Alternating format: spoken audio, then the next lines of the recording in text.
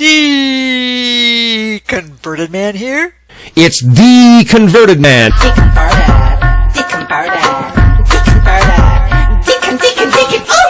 Deconverted man here? Uh-oh, the fallacy counters are already here. That can't be good for this video. Here we go. These are just honest questions that I would like my atheist friends to struggle with. But I think they'll have a hard time answering. Oh no, questions, anything but that. Let's hear what you have to say. Should we just jump in and do them? Let's do it. Number one. Yeah, if there is nothing immaterial, how can absolute morality exist? This is a loaded question, and it's also malformed. Answering this question in its current format would mean that you accept the premise that morals are objective. Additionally, it would also mean accepting the hidden disjunctive syllogism that if there is no immaterial, that therefore then you cannot have objective morality, which isn't necessarily the case and doesn't necessarily follow. No argument's been given for this. This question in its current format cannot be answered, and they must reword it. If our world is merely just physical stuff, that there can't be morality. Well, because we have nothing really to guide us. If we are just a bunch of molecules put together, then we just basically just exist for this short time. And it's like, there's nothing to guide us because, like, to guide us, to guide us, to guide us, to guide us, to guide us, because, like, I'm no different than this table, honestly. Yes, that is exactly right. You have somehow become alive, but there's no difference between actually hitting a table and hitting you if there's no absolute evil. If there's not something outside of us saying this is always wrong for humans. Yes, you are very different than that table, and we don't need there to be some sort of magical entity that is transcendent or not material or whatever to figure that out. Just need, like, basic understanding in science to understand that. Like, are you, like, trying to dismiss the idea of molecules? Like, we're not made out of molecules. Like, my molecules are different than the table molecules. Or, like, what are you, like, going after, like, the soul or something? I mean, that's a really piss poor way to try to set up that sort of argumentation. Not that you are trying to set up any sort of argumentation, you're just talking to each other and agreeing with each other in an echo chamber. But nonetheless, you are very different than the table, and if I hit you, it's a very different consequence than if I hit the table. Both result in my fist getting hurt. One results in you maybe hitting me back, and perhaps social consequences. And we don't need a Sky Daddy to tell us what's right and wrong, which seems to be what you're insisting. We have to have something outside of us telling us what's right and wrong. Otherwise, how could we possibly ever know what's right and wrong? I don't know, your brain, your own ideas, your own thoughts and feelings, and the fact that other people suffer and you can see that suffering. And if you have any ounce of humanity in you, you care about that person's suffering and you don't want to inflict suffering on others. More so because you know that they might inflict it back. And that society as a whole might come and inflict it upon you. So, we don't need the Sky Daddy. And in fact, Divine Command Theory, DCT, destroys ethics. There is no morality if you have a god like this, because you're told what to do, not why to do. And the why is necessary for ethics. Then it's only humans saying, we agree that this is right or wrong. Oh no, anything but that. Appeal to consequence. Number 3. If we are all just chemical reactions and no spirit, how does free will exist? And the answer is, it doesn't. I mean...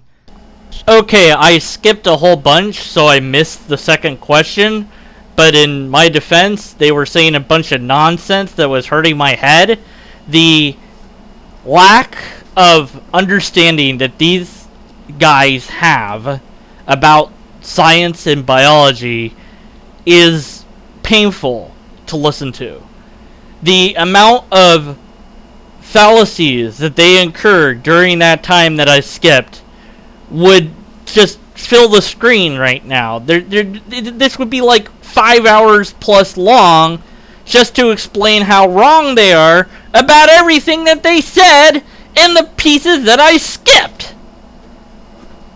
Not only is it nothing but appeals to consequences, but it's complete and utter misunderstanding, non-understanding, deliberate intellectual ignorance regarding basic biology, basic science, how things work, and all of that is just set aside to push forward their own agenda.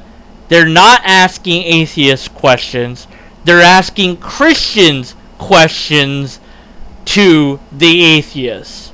And they're not really asking those Christians to think. They're preaching at them.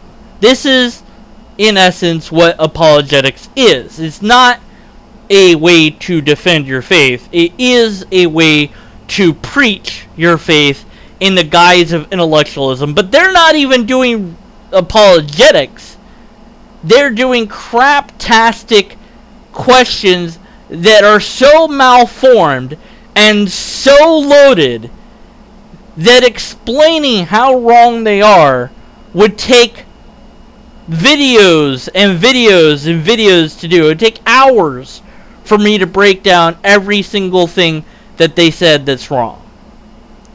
So this question is not even answerable. He doesn't even let you answer it. He gives an answer. So it's obvious to me at this point that these jokers aren't interested in an answer.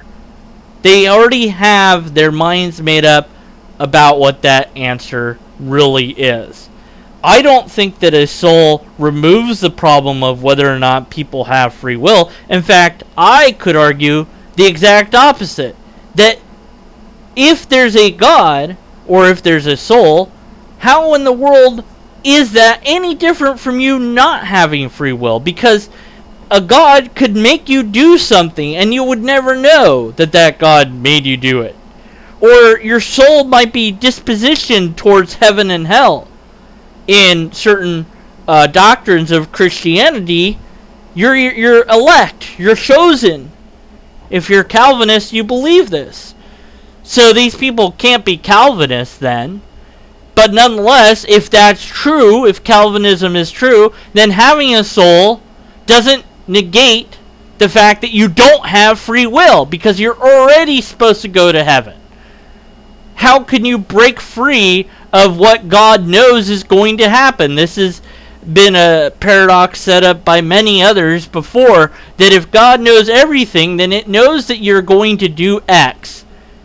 And it also knows all the things that you didn't do, but those aren't important because it knows that you're going to do X for real.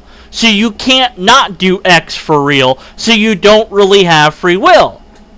Unless God is wrong, then you do have free will. Or unless God hides its own knowledge from itself, which means it doesn't have omniscience. It doesn't know everything because it's hiding stuff from itself all the time. Which also doesn't make sense because God's supposed to exist in a non-linear sense. So God exists in such a state where it has to hide something for a brief moment in time, but it also doesn't because it's not linear, but it is, but it isn't. And it no longer makes sense, but it didn't make sense to begin with, to be fair. But even though it doesn't make sense, that doesn't mean it couldn't be true. We have no reason to think that it is true, and we have plenty of reasons to think that it isn't true. But over and over and over again, these jokers, and that's all I can call them at this point. I don't have any respect for these people. They don't care what the atheist has to say. They don't understand philosophy. They don't understand basic science. They just don't understand. This is the result of being Bible-fed most of your life, if not your entire life. You get ignorant people. And that is sad. Earlier in the show, a part I did skip over was the one guy on the left said that he was not feeling that good. They start talking about God and he feels good. It's because God is you. You are God. So if you're feeling down and you start talking about yourself and how wonderful you are, you'll feel not so bad anymore. And really that's all they're doing, is trying to make themselves not feel bad. And trying to vilify the atheists as they misunderstand everything about everything. Now I could go on, but this has been covered already, and I'm tired of answering loaded questions that theists posit to atheists, especially when the theists aren't really interested in hearing our real answers. We don't have any empirical evidence, nor do we have any repeatable tests, and we certainly don't have any logically coherent argument. And unless and until we do, we must continue to be skeptical of the conclusions.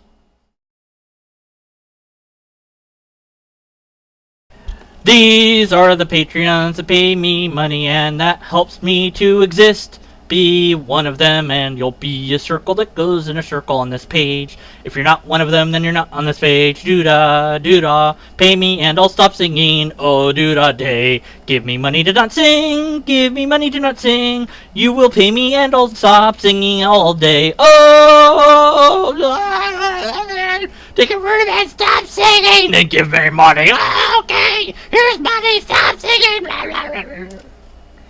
Really need to end these videos better than this. This is a new low. I blame Matt Slick.